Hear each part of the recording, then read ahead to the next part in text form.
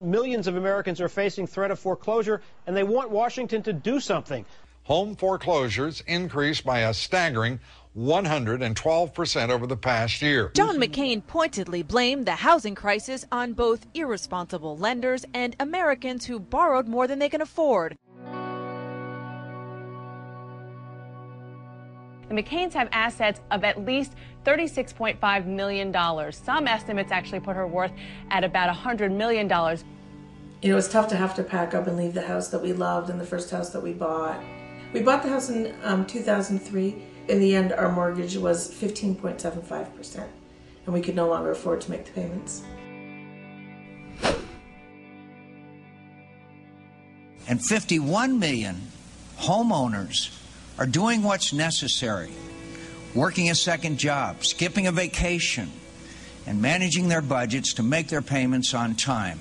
If it was really just a matter of skipping vacations, for us it was a choice between whether we were going to put food on the table or pay the electric bill or pay the mortgage. I had to take a second job working at a children's clothing store at the mall, and my husband took a job working nights at the local Home Depot. Any assistance must be temporary and must not reward people who are irresponsible at the expense of those who weren't.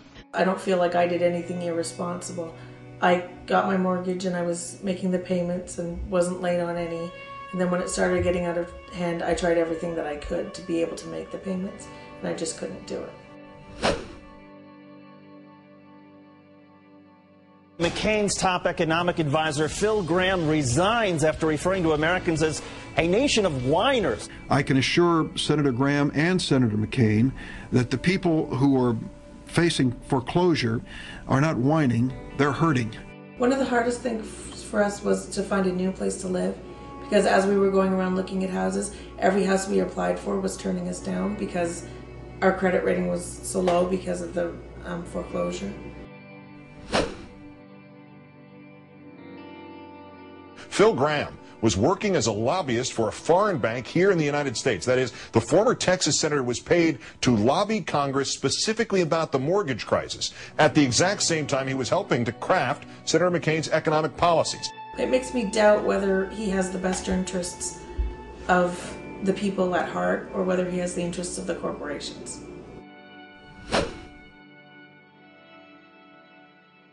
I've always been committed to the principle that it's not the duty of government to bail out and reward those who act irresponsibly, whether they're big banks or small borrowers. It got to the point where our mortgage was $2,400 a month and my take-home pay was only $2,200 a month. So what were we supposed to do? The wealthy. Always be interested in when people talk about who the, quote, wealthy are in America.